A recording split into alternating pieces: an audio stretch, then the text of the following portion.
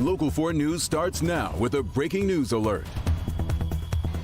That breaking news coming to us from I-75, where police tell us a number of children and adults have been hurt in this crash. This is new video from northbound I-75 at West Road in Woodhaven. You can see 2 cars are involved and 1 SUV is badly damaged. We don't know the extent of the injuries yet or the ages of anyone involved. Right now, only the right lane on the northbound side is open. We'll let you know when we learn more. All right, other news tonight, a drone 4 above Bloomfield Hills mansion that could soon be property of the feds. The feds claim the owner owes millions in unpaid taxes. The homeowner in question, pretty familiar name for just about anyone involved in local media. Kevin Adele has his hands in radio and television, and now the IRS has their eyes on his home, claiming he failed to pay property and estate taxes. Will Jones is live with the direct response from Adele's people. And Will, they say the government is making a mistake here. Kimberly and Devin, as of this afternoon, a spokesperson for Kevin Adele says his client has not received the lawsuit, but he promises to fight it. He disputes the government's claim that he owes them millions of dollars. WADL-TV and the Word Network owner Kevin Adele facing legal trouble for unpaid taxes, not only on his Bloomfield Hills mansion, but also on his father's estate. A complaint filed by the federal government alleges he owes nearly $9.7 million in unpaid estate taxes and $8.1 million in unpaid gift taxes on the Adele estate. The government is also requesting an order to enforce federal tax liens against and to sell the Bloomfield Hills home. A spokesperson for Adele releasing the following statement: "The case is about tax due from his father, who died in 2006, not Mr. Adele's tax. The time for enforcement by the IRS has expired.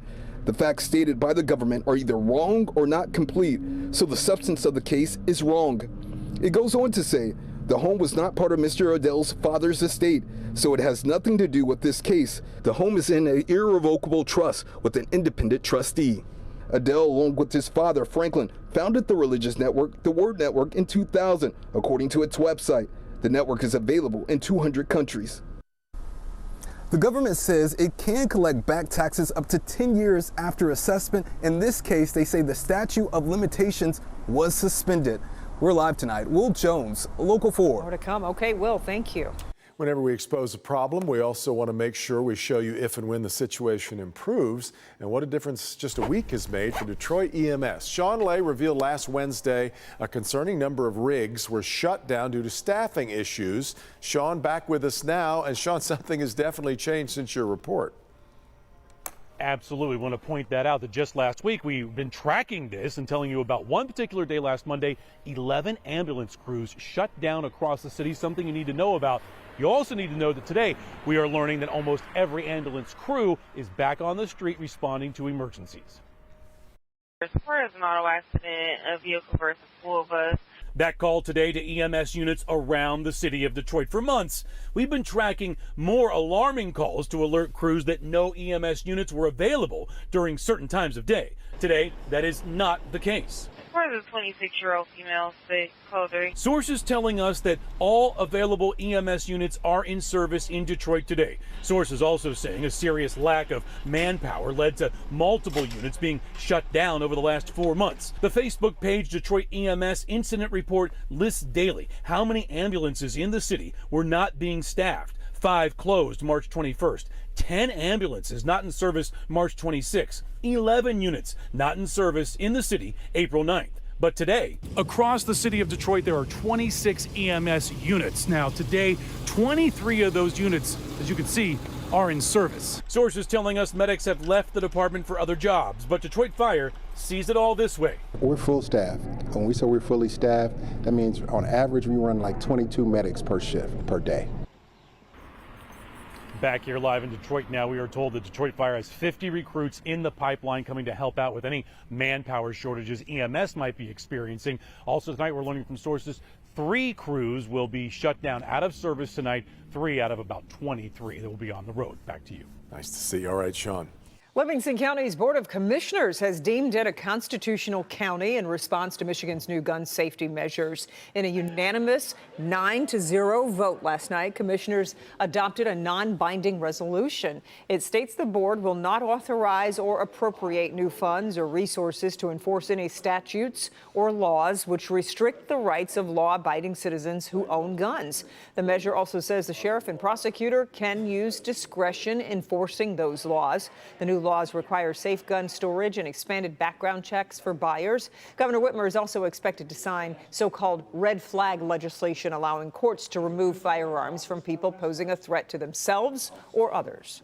Quite an opening day in Corktown today. The old book depository building long sat in the literal and figurative shadows of the Michigan Central train station. For 35 years, this has been sitting there empty. Today, this first big piece of the Michigan Central campus swung open its doors, and I got a chance to talk to Ford Chairman Bill Ford Jr.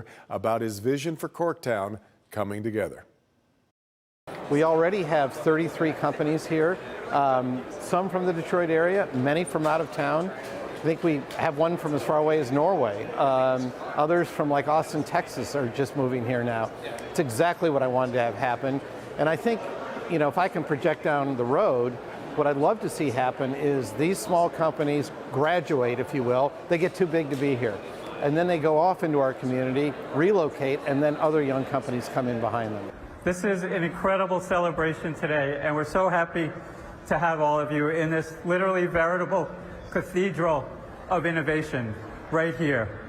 Michigan Central is alive and happening, and we have a lot to celebrate today. It was clear to me that all this innovation was going to happen around our industry, and not much of it was happening here. You know, and I didn't want to cede our future to places like California. I mean, yes, they have great beaches and they have great weather and they have big tech campuses, but they have nothing like this. They have nothing like a vibrant neighborhood like Corktown. They have nothing like big OEMs that can work with these young companies and can help them bring their products to market. And it occurred to me that if we could create that kind of environment here, we could do something that nobody else could do. And in fact, that's what's happening in this building. That's the idea. It's going to be an incubator here. Pretty amazing transformation. There were actually trees growing in the ruins of that building, and today we saw decorative trees intentionally planted beneath a beautiful skylight inside.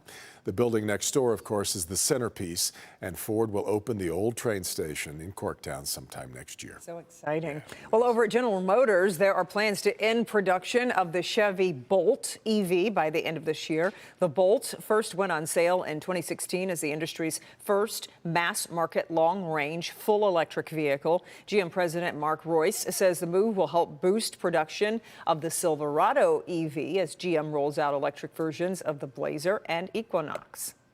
We've got now more range and more energy density at a lower cost, and so we're going to introduce those vehicles in high volume here this summer. And the Bolt plant, we're retooling that for some really high volume product, and that'll employ about 3 times as many people in Orion that we have today. The Bolt has been produced at Orion Assembly, which will now focus on the Silverado. CEO Mary Barra says the retooled plant will have the capacity to produce more than 1 million EVs in North America by the year 2025.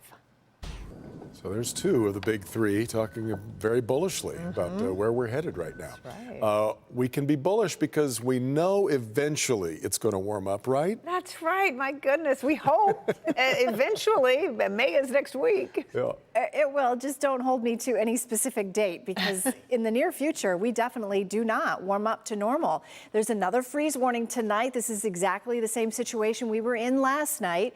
Freeze warning goes into effect at 2 a.m. and lasts until 8 a.m. Wednesday. It includes everywhere you see here in purple. Does not include St. Clair and Sanilac counties. They will have a little bit more in the way of cloud coverage, so temperatures not quite going as low, and no frost for these counties. But the rest of us could see some frost by tomorrow morning.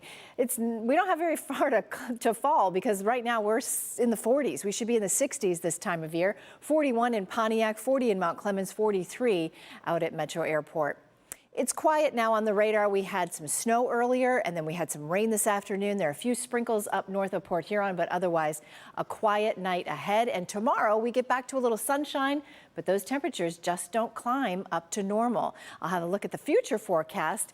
It does include some colder weather for next week that you'll want to know about as you plan your weekend and next week.